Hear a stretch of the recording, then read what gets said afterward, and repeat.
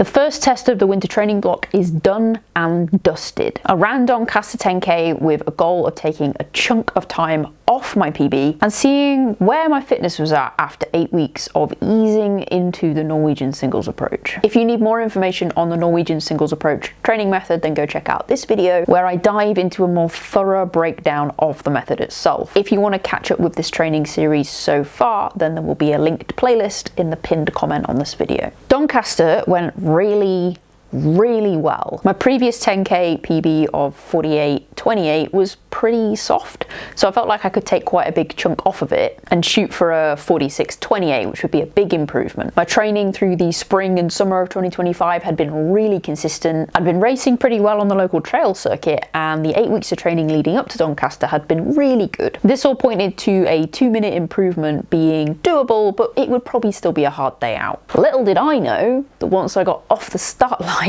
I would have the race of my life. Weather was perfect, the course is a fast one, and I was racing in carbon plated shoes for the first time, so the stars were fully aligned for a PB performance. So much so that I exceeded my expectations completely and took 2.5 minutes off my PB for a 45.55 chip time. We can blame the carbon plated shoes for some of this speed boost, but at 5K, I felt shockingly aerobically good, and that continued through the rest of the race. Obviously, the training done so far had been paying off. And I haven't even really started implementing the Norwegian singles approach properly yet. I'm only really just scratching the surface of what could be possible for me, and that is really exciting. Now, where do I set my sights on next? For several months, my intention was always to do a road training block over winter. Conveniently, Northlinks Half Marathon is at the very start of March. This gave me a really good opportunity to lock in over winter and for the first time do an actually structured training block into a road half marathon. From where we're standing now, this gives me 3 months to properly settle into the Norwegian singles approach and give myself another 3 months of solid, consistent training, get that stacked up, and then go run my legs off at the fastest half marathon course in this part of the UK. I've picked Northlinks mostly because it is flat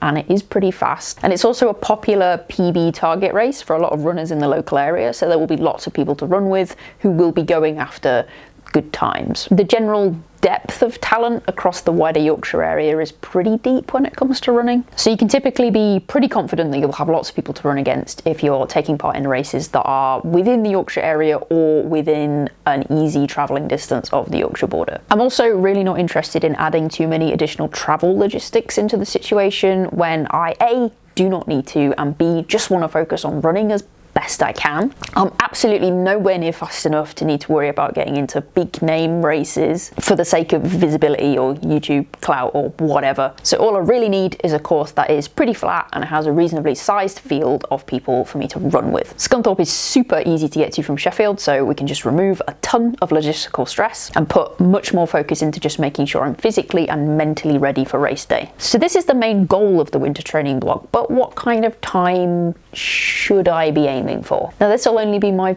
4th road half marathon, so I'm still pretty inexperienced at road racing, particularly over this distance, as it's not my primary training focus. So in many ways, I just really don't know where I should be aiming in terms of a time goal. For reference, my previous 3 road half marathons are as follows. Exeter Half Marathon 2019, done off 2 to 3 training runs a week for between 20 to 25 kilometers of running each week, and absolutely no idea what I was doing.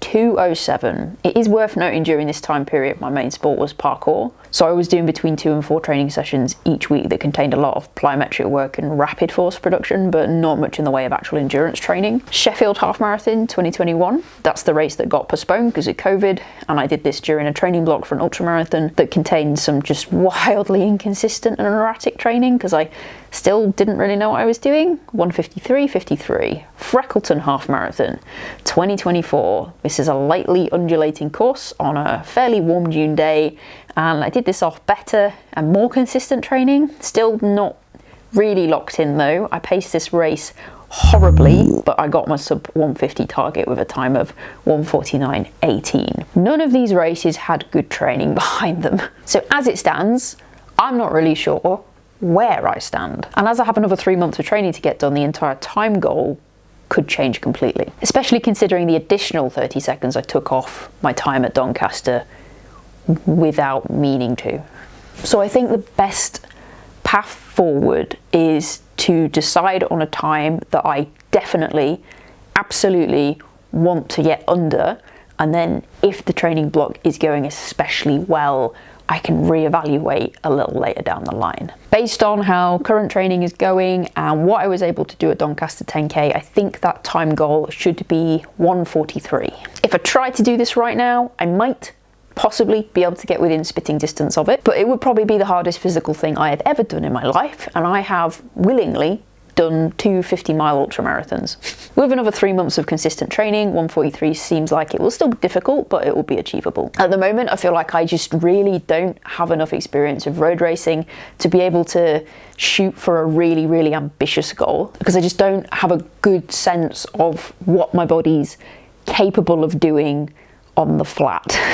So I'm opting to try and keep within more realistic parameters. So 1:43 is where I will set my expectations. Whether this expectation changes will depend on how well training goes, how good any race stimulus efforts I do over the next 3 months go, and how well my next 10K race goes. My next 10K is in just under 2 months, and if I can take another 55 seconds off there, I'll have achieved my secondary goal for the winter training block, which is to go sub 45 in the 10K. And if I can do that, I know I'll be in a great position to definitely go for the 1:43 target and maybe even under it. As I said, the target might have to move. I've clearly responded incredibly positively to even just starting to implement the Norwegian singles approach. I'm still not performing the optimal amount of sub-threshold training compared to my time on feet running each week. So over the next 6 weeks, I'll be building my way up to that 20 to 25% of sub-threshold volume each week. But we'll go into a lot more detail on how I'm going to handle that in the next video. The next 3 months definitely won't be easy,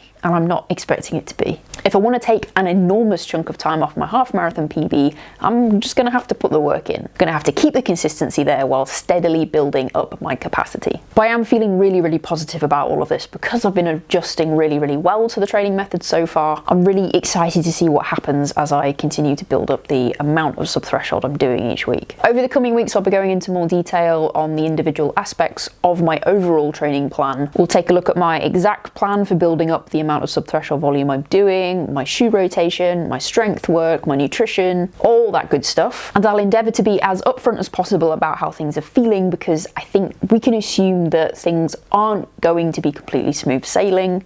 They never are. And we'll try and get a full picture of what it looks like to follow the Norwegian singles approach to the maximum capacity of the basic suggested framework for the method. No tweaks to the running training, just vanilla NSA. I think it's going to be a really interesting 3 months. So if you'd like to keep tabs on the journey, then subscribe to the channel. And remember to check your subscription feed fairly regularly. YouTube's moving away from really caring about subscribers, and it mostly only really seems to be interested in engagement and views. So if you have creators that you specifically want to keep track of, it's best to check your subscriptions feed rather than your homepage, because YouTube's really bad at pushing videos from channels you're subscribed to onto your homepage. It's just really inconsistent and unreliable about it. So typically the easiest way is just to regularly check your subscriptions feed, and then you'll definitely see which new videos have come out from channels that you're genuinely interested in keeping tabs on. Thank you so much for watching, folks. I hope you have an excellent rest of your day, and I will catch you in the next one.